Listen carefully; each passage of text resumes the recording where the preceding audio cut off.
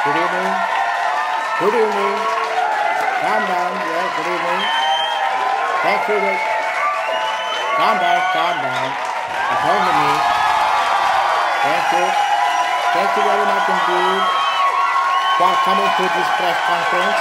And I would like to wish you all in the traditional national way.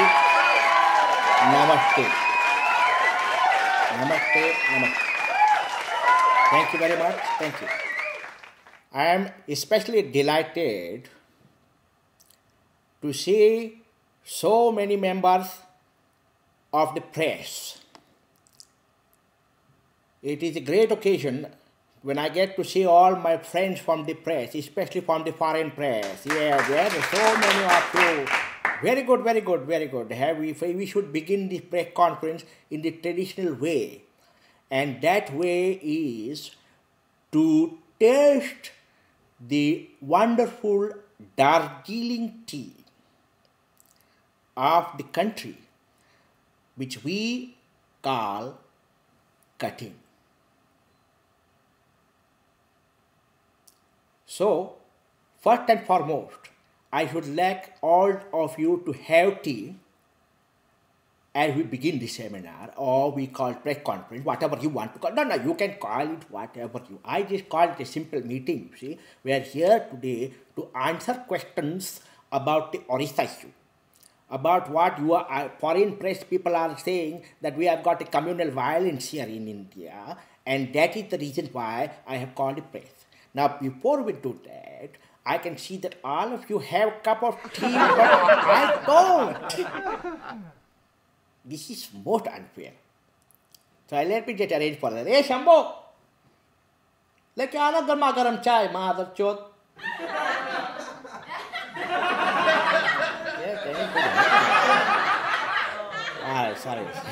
Sorry. Let me translate that for you. That means, darling, may I please have a cup of tea? Very good. Where you are from? Sir? But before we start, we can get this kind of acquainted. You see, where you are from? You are from? Sorry, what? London. Are you British? Very good, very good. We have a lot of things to discuss, particularly about the British today. Yes. And you are from America. It's a very powerful country, huh? You are fighting the terrorist problem, you are fighting George Bush, you are fighting everybody. Very good, God. Our spirits are with you, don't worry, our good wishes are with you. And you are from the Express. What Express? Rajdhani Express, is it? Come here. Oh, wonderful. Right, thank you so much. Thank you. Very good. Chal, aaram karo. Very good. Now, first we will start with our rich culture.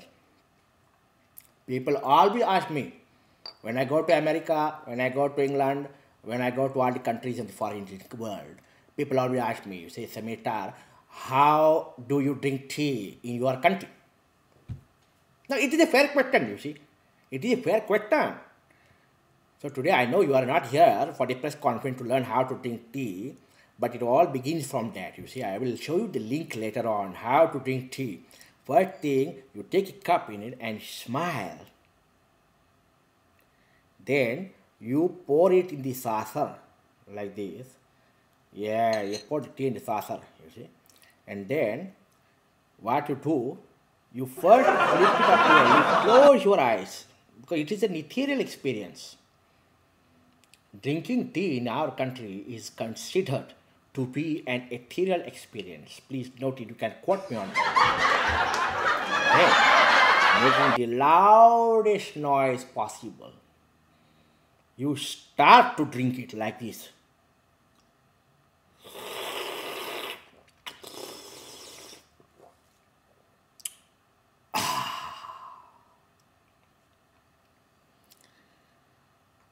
Now we can begin with the work at hand. So, as it is our tradition, we'll start with the foreign press first. You ask me, you're from London, you can find you're a British fellow. You ask the question first. Well, you are from where? Independent. Right, what is it?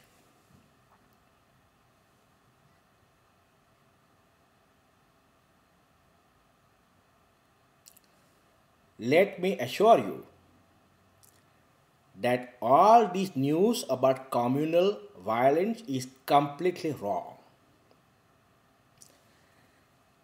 In India, we don't have the time to fight each other. That is the first thing. Second thing, the Christians, Hindus, and Muslims have been living in harmony since time immemorial. When they fight like this, it is nothing to do with them, but it is we, the politicians, who are putting brother against brother, mother against father, neighbor against neighbor, daughter against the son. This policy we have learned from our British friends. That is you. Yeah, it's called divide and rule. Because you see, you cannot get the Indians to fight with each other like this. The Hindus love the Muslims. The Catholic love the Hindu.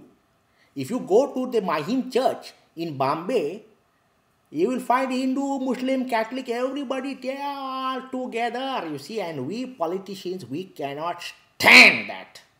We have got to divide them, we have got to start confusing them. Otherwise, how can we get the vote, you see? I will tell you what happens. Every time there is a general election,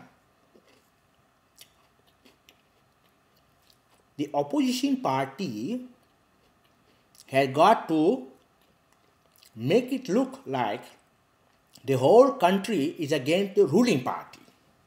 You see? They cannot mix. It's like this. See the glucose briquette here. This is glucose briquette. I take it from here and dip it here, it mixes. We cannot have that. We have got to put these brothers against brothers, start the communal violence, kill hundreds of thousands of people to make it look like the government is not doing a proper job so that we can be voted to the power. You see, otherwise how can we get the power? That is what we have learned from British people. That is the problem, you see. Otherwise, there is no personal hatred between the Catholics and the Hindus and Muslims and Parsis. No, they are all loving people. They all love each other. And that is what we cannot stand. If they are united, then people like me will have to go and get a job, you see. And nobody is going to employ somebody like me even to serve tea. So I have to get the position in government. Because the private sector I cannot be employed. No, you understand it. Don't stand up there. Now, what is the other question? Where is the end in sight? Sorry? No, there is no end. There is no end. That is answered your question already. Sorry? Yes.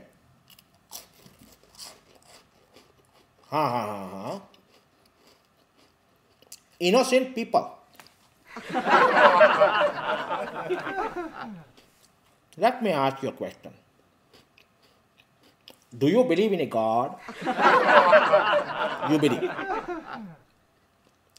If I said anything against your God, you may feel hurt, but does it do anything to your God? So you tell me, if people can be so stupid to have a senseless argument like my God is better than yours, can you talk sense to these people? You cannot. So therefore, we have No choice. We cannot talk sense to them. Sorry, what's happened here? Yeah, we cannot talk sense to these people. So we have to let them go and do what they want. They can be easily manipulated. You see, that's what we politicians do. We manipulate them for our own benefit. As far as innocent people are concerned, we can start the fires. But if they have any sense, they will not go murdering each other. It's a political issue. Don't blame us, blame the British.